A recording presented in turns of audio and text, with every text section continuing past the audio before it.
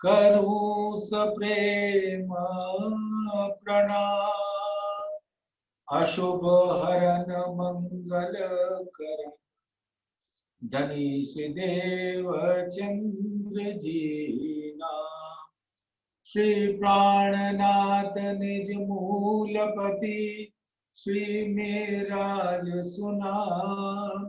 तेज कुंवर श्यामा युगल को पल पल करूं प्रणाम।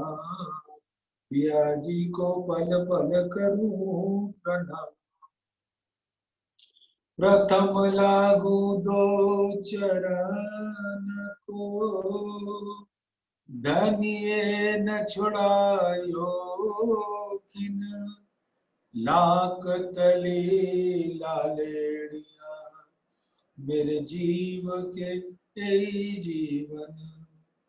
इन पांव तले पड़ी रहूं धनी नजर खोलो बातूं। पलना वालू निरखु नेत्रे मेरे जीव के यही जीवन। इन पांव तले पड़ी रहूं धनी नजर खोलो बातूं। पलना वालू निरखु नेत्रे मेरे जीव के यही जीवन। मेरे जीव के यही जीवन।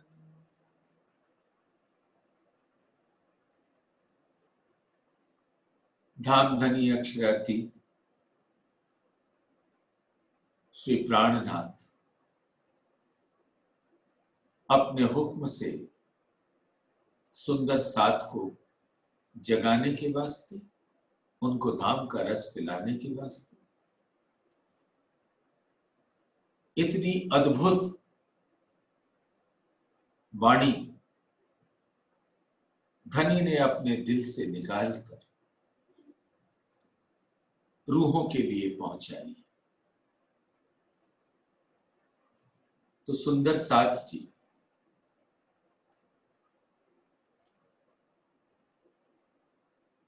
प्रकाश हिंदुस्तानी ग्रंथ चल रहा है, 30वां प्रकरण 40 चौपाई तक कल सहूर हुआ था। आज 41वें चौपाई से 53 चौपाई इसकी अंतिम चौपाई है, प्रकरण 30 की। वहां तक धनी की कृपा से आज सहूर करेंगे।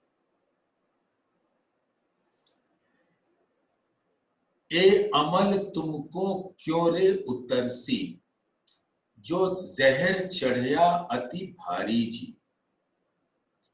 पीयू जी के बान तो तोड़े संधान, पर तुमको कह कह हारी जी। सुंदर साथ विचारने योग्य है ये बातें।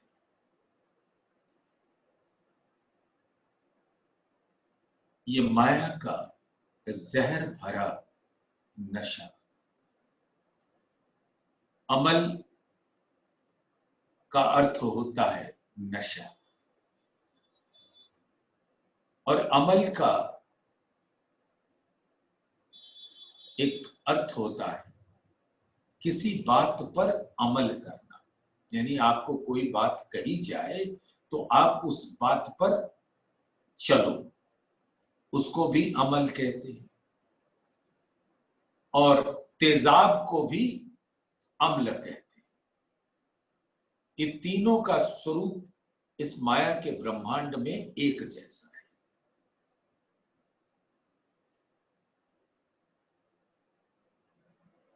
ये तन मिट्टी का, इसके अंदर चेतना पहुंचाती है आदि नारायण के चिदाभास का चेतन स्वरूप। जीव के रूप में इस तन के अंदर प्रवेश करती है, तब ये तन चेतन सा भासता है, दिखता है।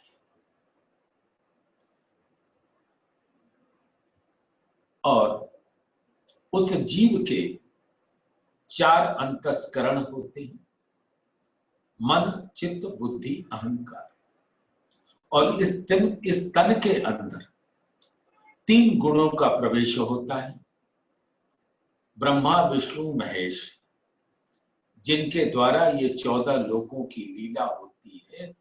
तो ब्रह्मा जी राजस गुण को दर्शाते हैं, विष्णु जी सात्विकी गुण को दर्शाते हैं, और शिव जी, महेश, तामसी गुणों का प्रतिनिधित्व करते हैं। तो जितने जीव इस ब्रह्मांड में विध विध के तन धारण करके विध विध की लीला करते, उसमें आज जो चर्चा हो रही है वो मानव तन की हो रही है। तो हम लोग अपने चर्चा को, सहूर को मानव तन तक सीमित रखेंगे। जीव तो बहुत हैं। मानव तन इस ब्रह्मांड में इस घड़ी में 754 करोड़ है। अब इस तन के अंदर वो 3 गुणों का वास होता है, सतोगुण, रजोगुण और तमोगुण। और 5 कर्मेंद्रियां, 5 ज्ञानेंद्रियां और 5 तन्मात्राएं जीव के अंतस्करण के अलावे। सुंदर साथ जी ध्यान देना, 5 कर्मेंद्रियां, 2 हाथ 2 पैर,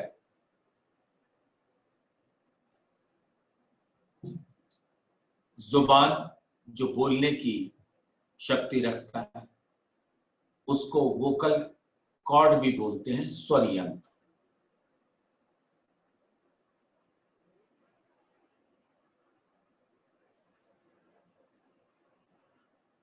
और रिप्रोडक्टिव ऑर्गन्स और एक्सक्रीटरी ऑर्गन्स, ये 5 कर्मेंद्रियां होती हैं। और 5 ज्ञानेंद्रियां, कान, आंख, नासिका,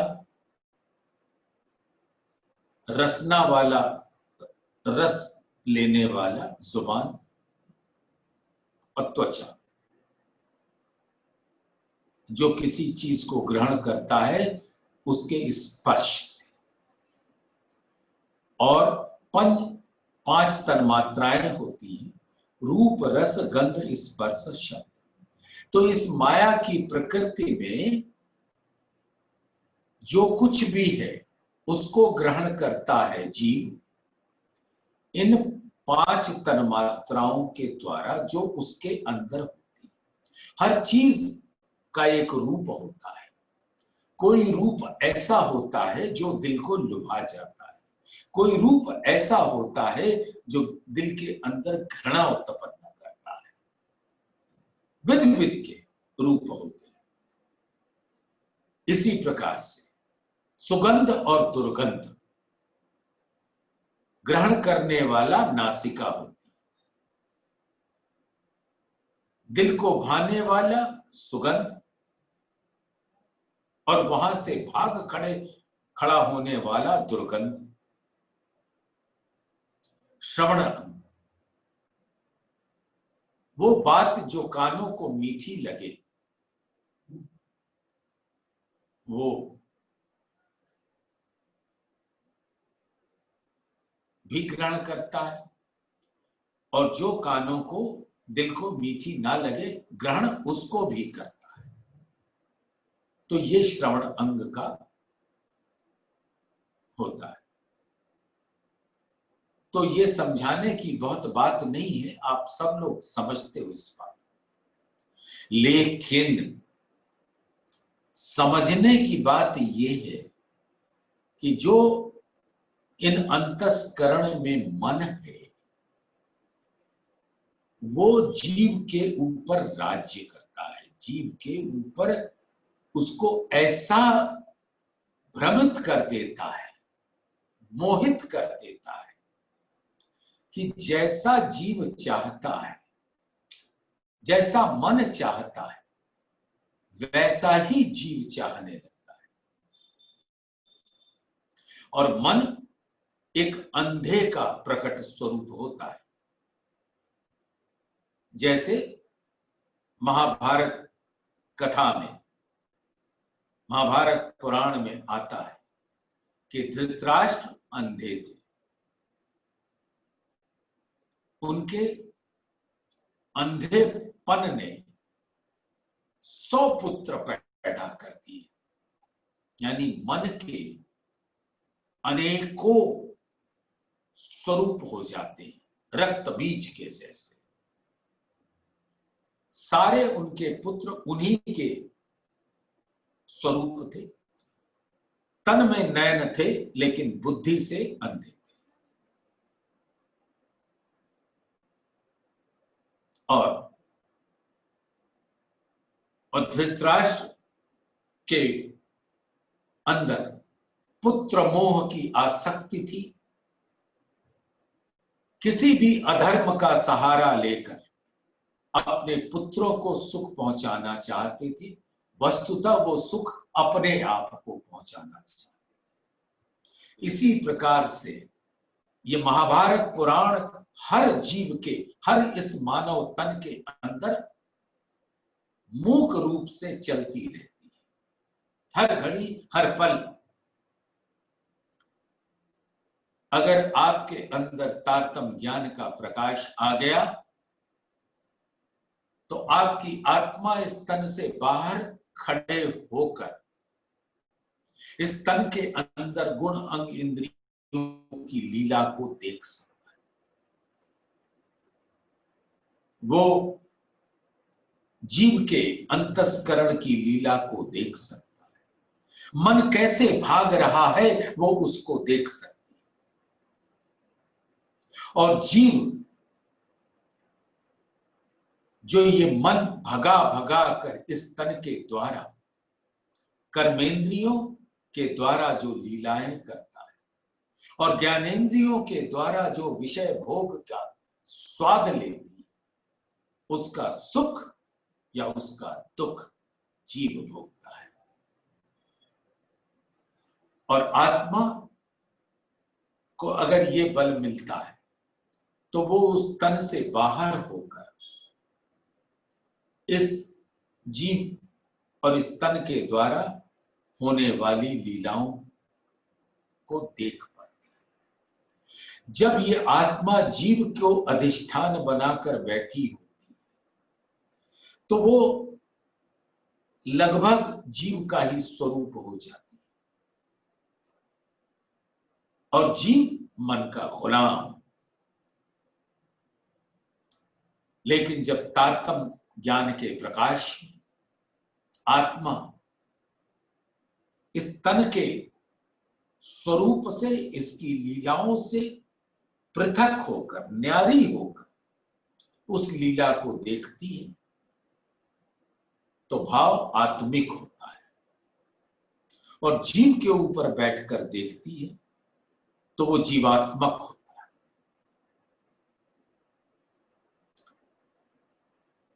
ए अमल तुमको क्यों रे उतरसी। अमल के 3 अर्थ बताए। एक अमल नशा, शराब पी लो नशा, जहर पी लो एक अमल तेजाब है, जहर का स्वरूप, उसको पी लो तो मृत्यु को प्राप्त होते हो कुछ ही क्षणों में। और ये दोनों कुछ ऐसे हैं कि माया जो आपको ज्ञान देती है वो मन उसको लेकर इस तन को भटकाता है। तो तन को जीव के द्वारा आदेश मिलता है कि मन की चाहत को पूरी करो। तो मन ने चाहा कि मैं ये क्रिया करूं क्योंकि मुझे ये इंद्रिय सुख पाना है। तो मन ऐसी क्रिया करने पे मजबूर कर देता है तन। तो तन उस राह पर चलने लगती है जो मन के अधीन होता है, और जो आत्मा के अधीन होता है वो धाम धनी को पहुंचाता है। तो ए अमल तुमको क्यों रे उतरसी, जो जहर चढ़िया अति भारी जी। ये जो माया का जहर चढ़ा हुआ है, विषय भोग का सुख की चाहना जो चढ़ी हुई है इस मन के अंदर, तो इसको कोई नहीं उतार सकता। जीव तो बिल्कुल लाचार, बेबस, मानो कोई उसका सहारा ही न। वो मन का ऐसा गुलाम है। आपने कितने पोथियों में पढ़ा कि उस राज्य का विनाश हो जाता है जहां पर राजा राज्य नहीं करता, उनकी पत्नियां राजा के मुख से राज्य करवाती है। जो पत्नी का गुलाम हो गया राजा, उस राज्य का विनाश अवश्यंभावी है। तो सुंदर सा ए अमल तुमको क्यों रे उतरसी, जो जहर चढ़िया अति भारी जी। अब इस माया के ब्रह्मांड में आकर हमने जीव को अधिष्ठान बनाकर हम बैठ गए। अब जीव के अंतस्करण के द्वारा जो भी लीलाएं इस तन से होती हैं, उसका सुख और दुख का भोग मन को होते हुए जीव को पहुंचता है। जीव ने कोई क्रिया नहीं की होती। अब सोचो सुंदर सा, एक छोटा सा उदाहरण दे रहा हूं। किसी मन को इच्छा हुई कि ये धन मेरा हो या ना हो, हमें लेना है क्योंकि मुझे बंगला बनवाना है, अपनी पत्नी के लिए हीरों का हार खरीदना है, लेकिन मेरे पास कोई संसाधन नहीं है इसको पाने का। अब मन जीव को उमेटेगा कि तुम इस तन को आदेश दो कि वो चोरी करे, भ्रष्टाचार में लिप्त हो जाए, जो चाहे करे, लेकिन धन ले आए। अब जीव मन का गुलाम तन को वैसा ही आदेश दे देता है जैसी रानियों ने राजा को कहा और राजा ने वही दिया। और उस व्यक्ति का क्या होगा? जेल या फांसी, कुछ इस प्रकार की सजा होगी।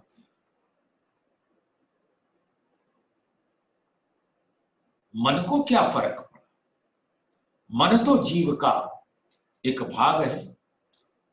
तन खत्म हुआ तो हुआ, उसका क्या नुकसान? वो जीव के साथ किसी और तन पर जाके बैठ जाए। तकलीफ किसको होगी? जीव को। मान लो वो बैल के अंदर वो जीव पहुंच गया और बैल कोड़े खा रहा है, तो तकलीफ उस बैल के तन को नहीं हो रही, जो जीव बैठा है उसको।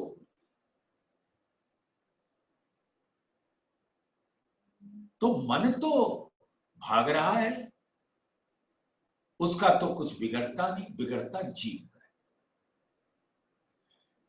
इसलिए जीव को प्रबोधा जा रहा है कि सुधरो सुधरो सुधरो। पीयू जी के बाण तो तोड़े संधान, पर तुमको कह कह हारी जी। पीयू जी के वचन बड़े से बड़े पहाड़ को चकनाचूर कर सकती है, लेकिन तुम आत्माओं को ऐसा माया का अमल चढ़ा है, नशा चढ़ा है कि पीयू जी इतने प्रेम से तुम्हें वचन सुना रहे हैं, लेकिन तुम्हें सुनता नहीं। और सुन भी लेते हो तो उस पर अमल नहीं करते। जीव के द्वारा, मन के द्वारा आदेशों पर तो अमल करने को आप दौड़ पड़ते हो, लेकिन पीयू जी के कहे हुए वचनों पर अमल करना तुम्हें भारी पड़ रहा है। और धाम धनी अपनी उन आत्माओं को कह कह के हारे कि ओ मेरी प्यारी आत्मा, तुम जीव स्वरूपी ना हो, तुम अपने शुद्ध स्वरूप में होकर इस तन से बाहर निकलकर इस तन की लीला को देखो और उससे प्रभावित ना हो। जैसे एक पिक्चर बनी जिसके अंदर एक दुष्ट प्रवृत्ति का आदमी नायक को कोड़ों से पीटता है, चाकू से उसको बेंधता है, और मैं उस पिक्चर को देख रही। लेकिन अगर मुझ में थोड़ा सा भी ज्ञान है तो उस खेल को मात्र मैं देखूंगी, उससे प्रभावित नहीं होंगी। थोड़ा सा भी ज्ञान हुआ तो। लेकिन मानो वो जो फिल्म बन रही थी, अगर उसमें मैं वास्तव में वो चरित्र होता, जब कोड़े खाने पड़ते तब तो तकलीफ होती। तो ये तकलीफ सहने वाला जीव है। आप तो उस तन से बाहर आकर मात्र दृष्टा बनकर देखो। तो ओ मेरी प्यारी आत्मा, तुम जीव का स्वरूप ना धारण करो, तुम आत्म स्वरूप में स्थित रहो और वाणी के द्वारा उस अखंड आनंद परम धाम के अंदर धाम धनी के चरण कमल का रस प्राप्त करो। लेकिन तुम तो ऐसे डूबे कि पीयू जी पुकार पुकार थके, पर तुमको कह के हारी जी। पीयू जी के वचन अगर कोई पत्थर दिल भी सुन लेता तो वो मोम का बन जाता, मक्खन हो जाता। लेकिन सुंदर साथ, आपकी ये क्या गति हो गई? आप इस तन के अंदर जीव पर विराजमान होकर अपने मूल स्वरूप की ऐसी विस्मृति हुई कि आप अपने आप को जीव ही समझने लगे। इतना बड़ा गुनाह रूहों आपसे कैसे हो गया? जो जानो घर पाइए अपना, अगर पीयू के पुकारे अपने मूल घर को आपने जान लिया, अपना वतन जान लिया, अपने सुंदर प्रियतम को जान लिया, अपने मूल तन को जान लिया, तो एक राखियो रस वैराग जी। और ये रस आपको तब ही मिलेगा जब आप इस तन से विरक्त हो जाओगे और धाम धनी के विरह में तड़पोगे। प्रेम का रस जब आने लगेगा तब आपको अपने घर का आनंद आएगा। सकल अंगे सुध सेवा कीजो, इन विध बैठो घर जाग जी। सकल अंगे के मतलब होता है आत्मा अपने हर अंग के साथ। तो अंगों के साथ किया क्या जाता है सुंदर सा? कॉल और फैल। हाल तो उसका दिल होता है, जैसा दिल में होता है वैसा ही होता है। तो आप अपने कर्मेंद्रियों के द्वारा करते क्या है? या तो बोलते हैं या हाथ पैर चलाकर अपने कर्मेंद्रियों के द्वारा क्रिया करते हैं, यही तो करते हैं। तो वो कहते हैं कि अपने कर्मेंद्रियों धाम धनी पे न्योछावर। आज हम सुंदर साथ एक प्रण लें कि अब जो भी करेंगे वो धाम धनी की सेवा में होगा, न कि माया की सेवा में। सुंदर साथ, क्या आपको दिल कचोटता है कि अब जो जीवन के क्षण बचे हैं उसमें मात्र हम धनी की अपने कर्मेंद्रियों के से सेवा करें और धनी के रस को अपनी ज्ञानेंद्रियों से अपने अंदर लेंगे। यानी आत्म के कर्मेंद्रिय, आत्म के ज्ञानेंद्रिय,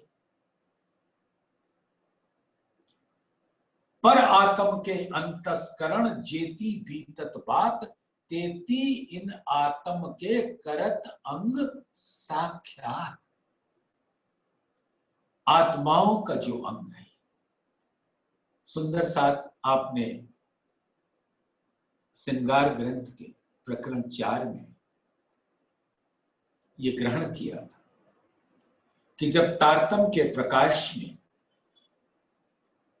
हमारी आत्मा धाम धनी के जिन जिन अंगों को देखती वो अंग पर आत्म के उसके समक्ष खड़े हो जाते, यानी आत्मा उस अंग को देख पाती।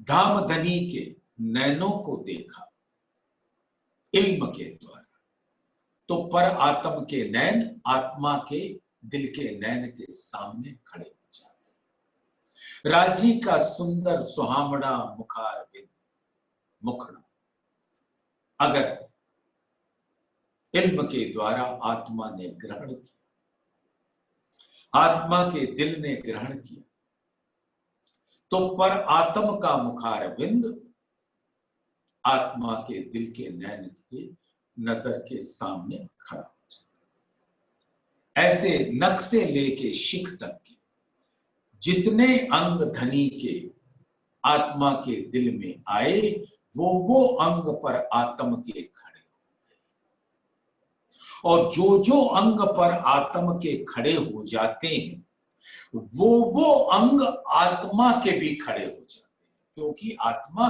उसी का प्रतिबिंबित स्वरूप है। अगर पर आत्म का मुखार बिंद गौर उज्जवल गहरी लालक लिए तो आत्मा भी अपने मुखार बिंद पर वही गौर उज्ज्वल गहरी लालक रंग देखेगी। और कहां देखेगी? अपने पर आत्म के नैनों की पुतलियों में। और जब जुगल स्वरूप की ओर नजर फिराएगी तो जुगल स्वरूप के नैनों की पुतलियों में अपना अंग अंग देखेगी। तो सुंदर साथ ये बात मैंने इस चर्चा में इसलिए कही कि इसका बहुत बड़ा अर्थ है, अभिप्राय है इस संसार में, अभी पता लगेगा।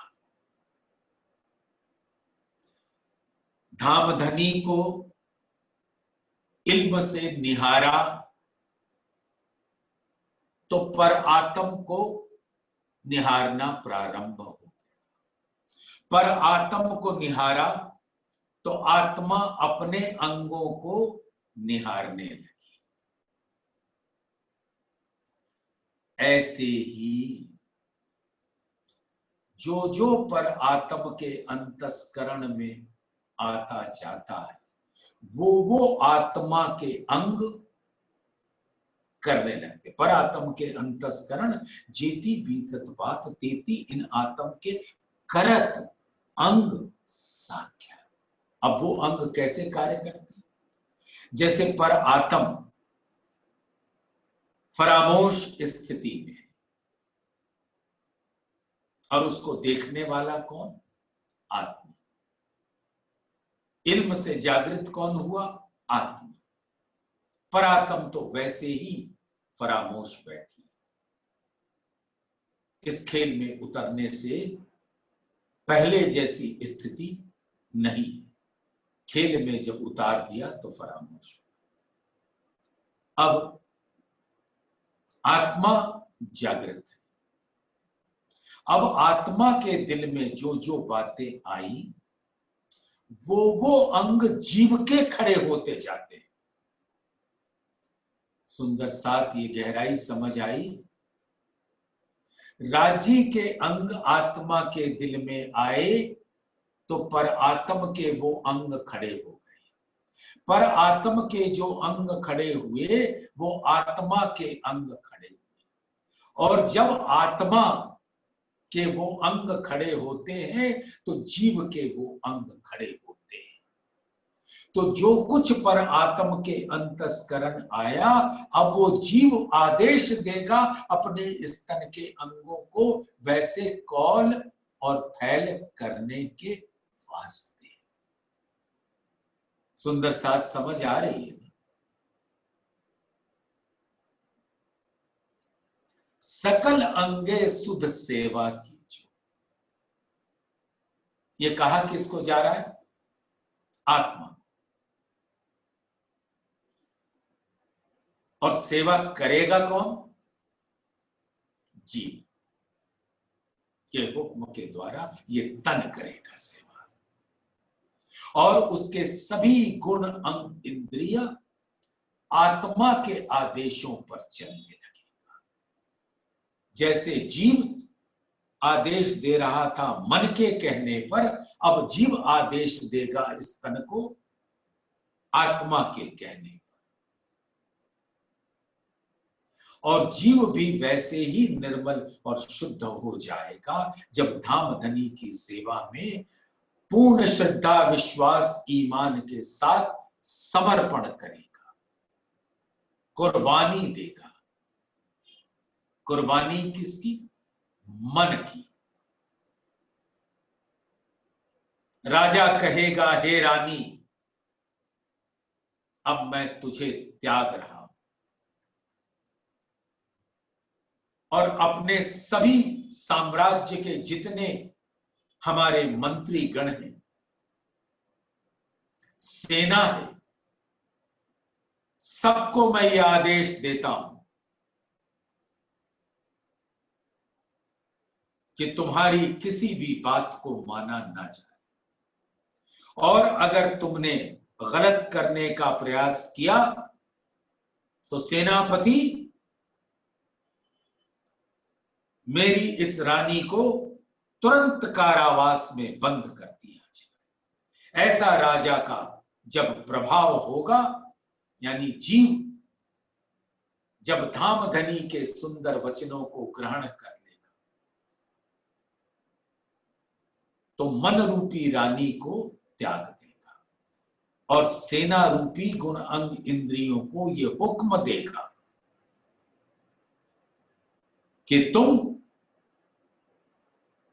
उस राह पर चलोगे जो धाम के धनी मुझे कह रहे हैं, उस पर।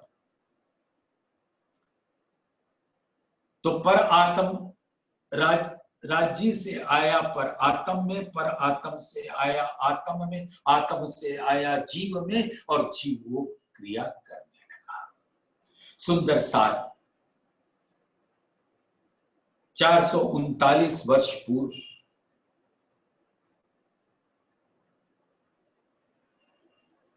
990 मास 9 हुए रसूल को जब रू अल्लाह मिसल गाजियों मोमिन उतरे तब। 439 वर्ष वाणी उतरती गई, आत्मा जागृत होती गई, और जिनकी जिनकी आत्मा पूर्ण जागृत हो गई, उनका जीव इस तन में बैठकर इस तन को परमहंस कहलाने की शोभा प्राप्त हो गई, क्योंकि अब उस जीव ने मन को त्याग दिया और धामधनी के कदमों कदम रख के उनके चरणों में पहुंच गई।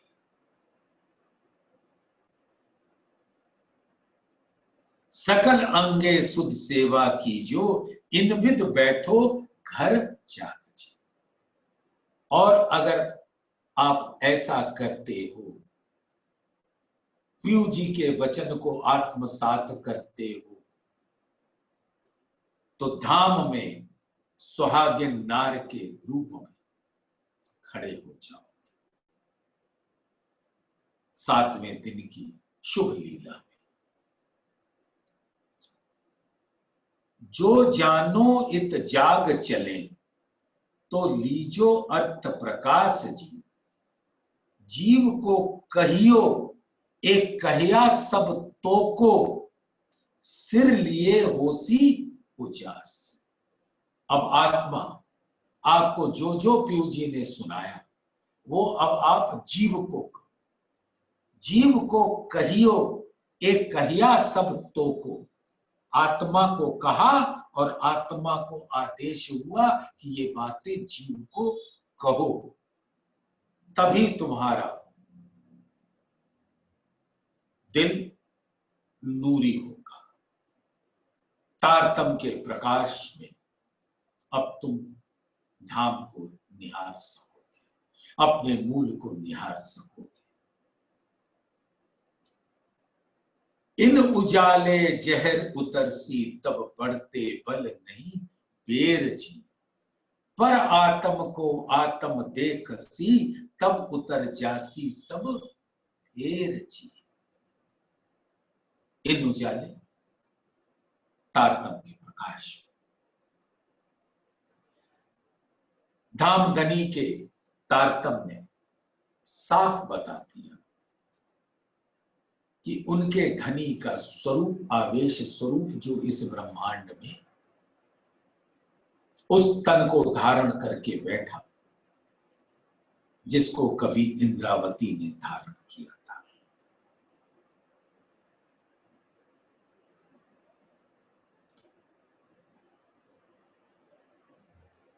और उस आवेश स्वरूप ने डंके की चोट पर उद्घोष किया कि मेरे ये जो 2 मलाइक हैं, सबसे बड़े फरिश्ते, ये मेरे हुक्म के अधीन हैं, और मैं इनको हुक्म देता हूं कि मेरी ब्रह्म सृष्टियों को रखो पाकर।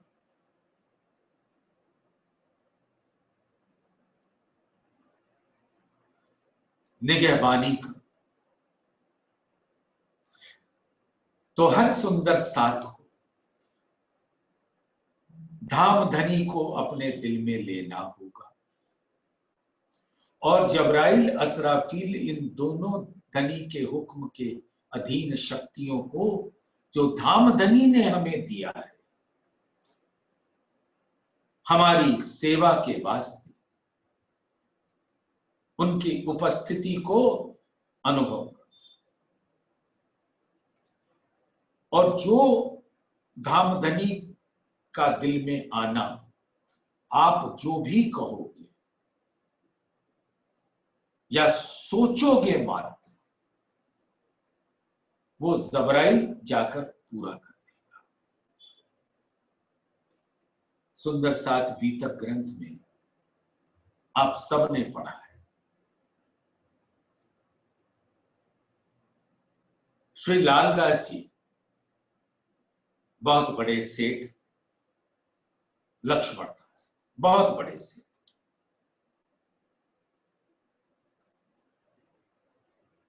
चरणों में आए लेकिन फिर अपने माया में चले गए और धंधा करने लगे। जिस दिन राज्य के दिल में आया उन्होंने जबराइल को आदेश दिया, जाओ अभी लाओ लालदास जी को।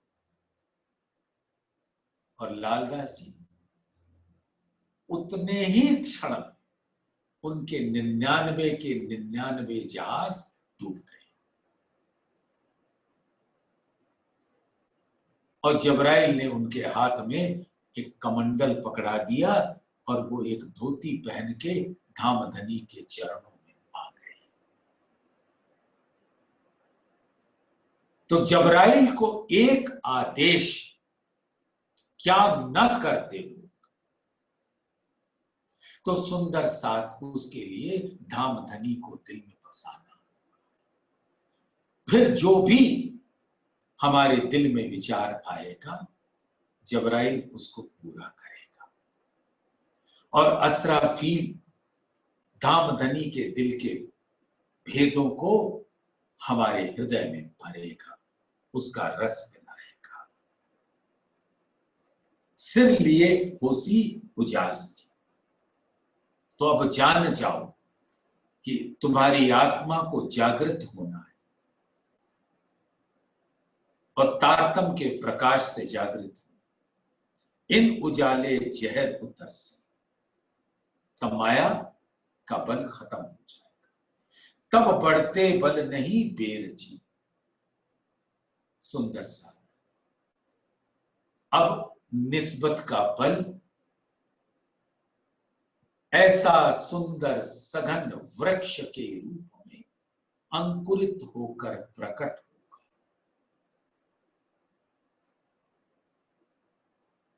और उस निस्बत के अंदर जितने फल लगेंगे वो धाम धनी का ही स्वरूप होगा और उस स्वरूप के बल माया को समाप्त कर देंगे। माया का कोई बल आत्मा के ऊपर नहीं चलेगा, तब बढ़ते बल नहीं बेर जी। और फिर क्या होगा, पर आत्म को आत्म देख सी, जो अभी कुछ देर पहले कहा कि धाम धनी के इल्म से जुगल स्वरूप के नक्शे शिख तक का जो जो अंग आत्मा के दिल में अंकित होता जाएगा वो अंग पर आत्म का आत्मा के दिल के नैन की नजर के सामने खड़ा हो जाएगा। और तब ये आत्मा पर आत्म को देख पाएगी। सुंदर साथ कितनी विचित्र अद्भुत बात है। पर आत्म का प्रतिबिंब है आत्मा, हमेशा बिंब देखता है दर्पण में प्रतिबिंब, लेकिन वो दर्पण क्या है, राज्य का दिल। और उस दिल का दर्पण का ये नूर है कि वो प्रतिबिंब देखता है बिंब।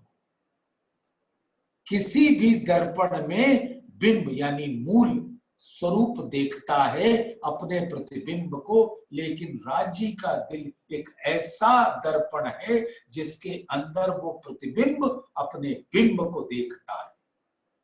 पर आत्म को आत्म देख सी, कहां पर बैठकर? धामधनी के दिल में। तब उतर जासी सब फेर। और जब आत्म और परात्म अरस परस हो जाते तो माया तो अपनी लीला करती रहे, हमारा उससे कोई लेना देना नहीं होता।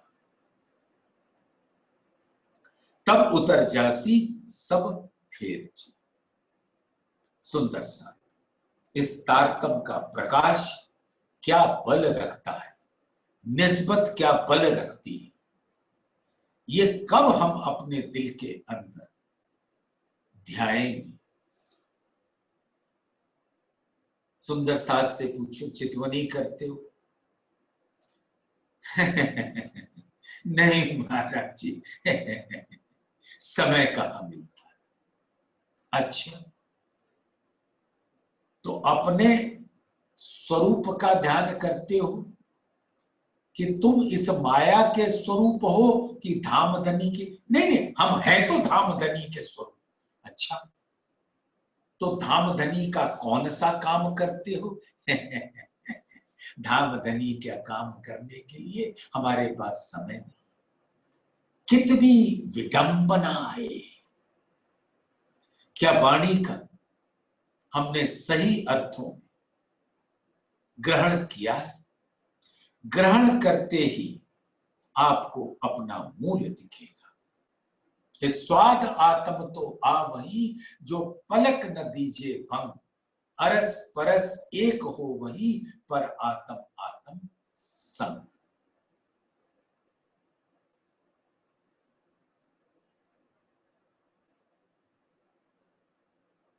या सुपन थे सुख उपज्यो, जो जाग के कीजे विचार। आत्म भेली पर आत्मा, सुपन भेलो संसार। यानी सुपन के तन से तो न्यारे हो गए, इस तन का इस्तेमाल तो किया, लेकिन धामधनी को पाने के वास्ते। एह विध कर कर आत्म जगाई, तब होसी सब सुध जी। सुध हुए पूर्व चलसी प्रेम के, होसी जागृत हृदय बुद्ध जी। सुंदर सा जब आत्मा विरह और प्रेम में डूब जाती है, तब उसको क्या पता चलता है? अपना मूल स्वरूप, धामधनी का स्वरूप और जागृत बुद्धि। वो इन तीनों को अपने दिल के अंदर देख सकती है। तब प्रेम का, धामधनी के दिल का प्रेम उसको आच्छादित कर देता है। आत्मा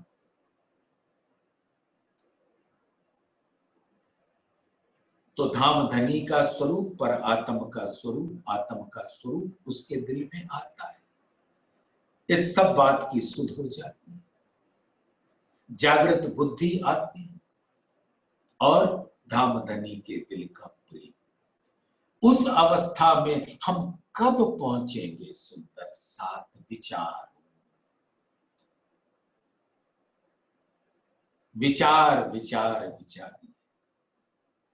निर्मल हृदय में लीजो वचन, जो निकसे फूट बान जी। एक कहिया ब्रह्म सृष्ट ईश्वरीय को, एक क्यों लेवे जीव अज्ञान जी। ये जो माया के कोरे जीवड़े हैं, जो अज्ञान में, अज्ञान के अंधकार में मेढक के जैसे बिलबिला रहे हैं, ये वचन उनके लिए नहीं है। ये मात्र ब्रह्म सृष्टियों और ईश्वरीय सृष्टियों के लिए। अगर अपने दिल को पाक साफ करके पीऊ के ये वचन आपके दिल को छेद रहे हैं।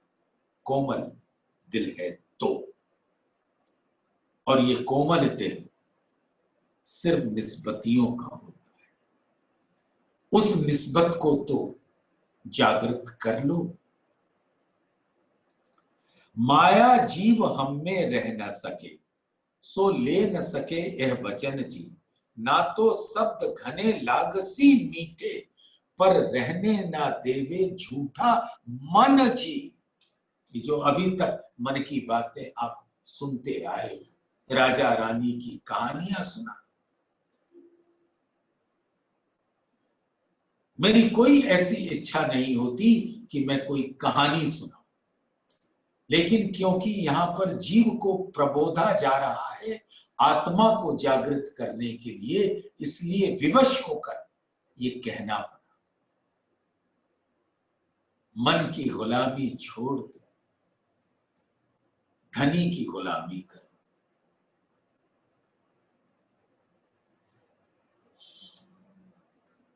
माया का जीवड़ा हम में नहीं, हमारे बीच में। जैसे क्या होता है, हम सुंदर साथ, अब एक उदाहरण देते हैं, बाकी आप सब प्रबुद्ध हो। धामधनी के साथ पन्ना जी में आखिरत जब जमाने के खावंद थे, उनके साथ 5000 सुंदर साथ, 500 ब्रह्म श्रेष्ठ, 1500 ईश्वरी श्रेष्ठ और 3000 जीव श्रेष्ठ। सबके स्वभाव, सबके आचरण, सबको ग्रहण करने की शक्ति अलग अलग अलग। ऐसे ही यहां सुंदर सात समाज में धामधनी के वचन उनको ही लगेंगे जिनकी मूल निस्बत है, और उनको तो ये मीठे वचन इतने प्रिय लगेंगे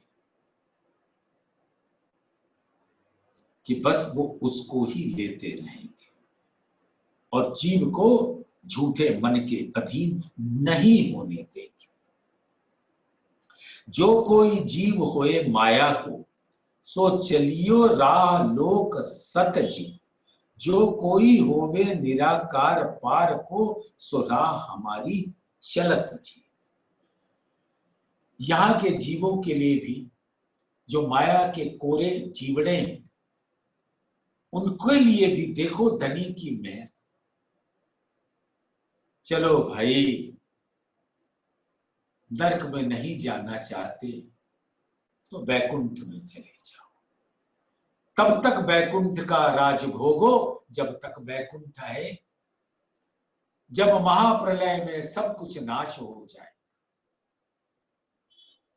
बैकुंठ तो प्राकृत प्रलय में ही नाश हो जाए, महाप्रलय तो बाद में। जब ये नाश हो जाएगा, फिर से जब अक्षर ब्रह्म अपनी मौज में ये ब्रह्मांड बनाएंगे, तो फिर से इस भवसागर में आकर 84 लाख योनियों में भटकते रहना, क्योंकि तुम तो वो चाहते ही नहीं। चलो, तुमको बैकुंठ अता किया, लेकिन जो वो जीव जिन्होंने ब्रह्म सृष्टियों का आचरण किया, सो राह हमारी चलत जी। वो हम उस राह पर, जिस पर धामधनी हमें चला रहे हैं, हादी के कदमों कदम हम धर रहे हैं, उस पर वो ही ब्रह्मात्माएं ब्रह्म मुनि चलेंगे। वासना को तो जीव न कहिए, जीव कहिए तो दुख लागे जी। झूठ की संगतें झूठा कहत हूं, पर क्या करो जानो क्यों ये जागे जी। आत्मा को जीव नहीं कहना चाहिए। अगर आत्मा को जीव कहो तो दुख तो लगेगा। ब्रह्म सृष्टियों की जमात में सुंदर साथ आप बैठे हो,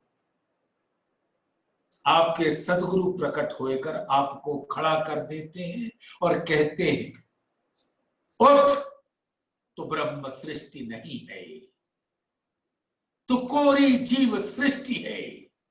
कैसा दुख लगेगा? तुमको लगेगा कि घड़ों पानी पड़ गया और उसी समय धरती फट क्यों न जाए और तुम उसके अंदर समा क्यों न जाओ। ऐसी लाज, ऐसी शर्म आए। क्यों? क्योंकि धामधन आपके सदगुरु के दिल में आपको सताने का कोई इच्छा नहीं थी, लेकिन मरमाहत करना था।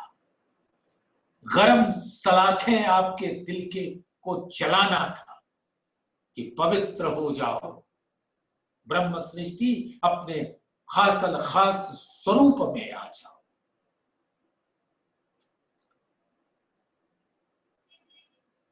तो धामधनी खुद कह रहे हैं, झूठ की संगत तुम्हें ऐसी मिली कि तुम उसके जैसे करने लगो, तो पर क्या करो जानो क्यों ए जागे जी। किस तरह से तुम्हें जगाऊं, तुम्हारी भर्त्सना करूंगा सरे बाजार, तब तुम समझोगे। एक कठिन वचन मैं तो कहती हूं, ना तो क्यों कहूं वासना को जीत जी। ऐसे कठिन वचन मैं अपनी आत्माओं को कह रही हूं या कह रहा हूं कि तुम आत्मा नहीं जीव हो। आज भी सब सुंदर साथ को पूछ लो और किसी को भी कह दो कि तुम आत्मा नहीं जीव हो, देखो उस पर क्या गुजरती। दो चीजें होंगी साफ, या तो वो आपके चरणों में आकर गिर जाएगा कि मुझे बचा दो, मुझे संभालो, या क्रोध और अहंकार में भरकर आपको तज देगा,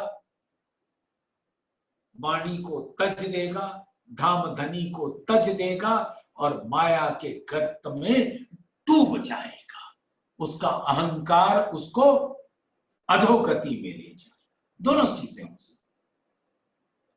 लेकिन जो धाम की ब्रह्म सृष्टि है या ईश्वरीय सृष्टि है, वो तो कहेगी कि धनी डांटो मारो काटो जो दिल करे, लेकिन चरण न छुड़ाओ।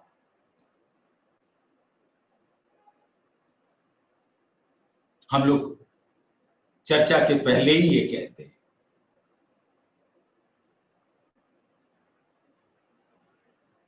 ये चरण निमक ना छोड़िए, ये चरण जिन छोड़ाओ। एक कठिन वचन मैं तो कहती हूं, ना तो क्यों कहूं वासना को जीव जी। जिन दुख देखे गुनहगार हो तो आज्ञा न मानो प्यू जी। अब प्यू के वचन, उनके आदेशों की अवहेलना करते हो तो इस संसार में आके तुम गुनहगार हो जाते, गुनाह के भागी हो जाते। तो पिया तो तुम्हें बचाएंगे, तुम्हें गुनाह करने से रोकेंगे।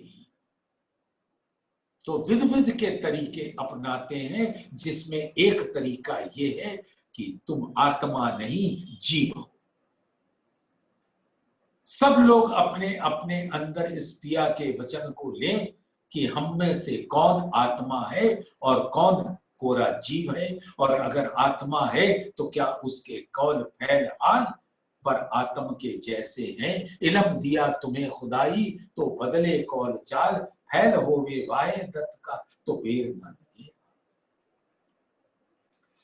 प्रकाश बानी तुम नीके कर लीजो, जिन छोड़ो एक खिन जी।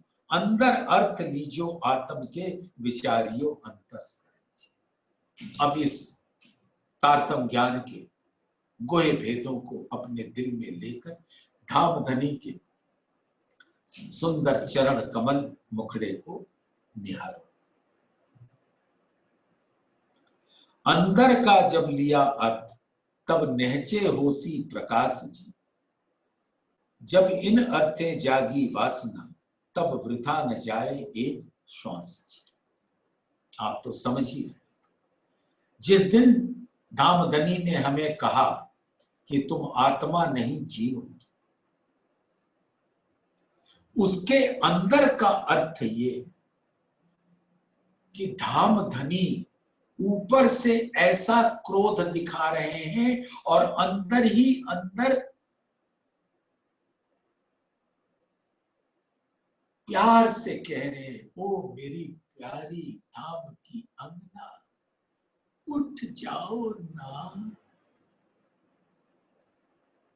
उस आवाज को धाम धनी जो सतगुरु के अंदर बैठकर कह रहे हैं, उसको सुन लो अंदर के कानों को खोलकर। एक प्रगट बानी कही प्रकाश की, इंद्रावती चरने लागे जी।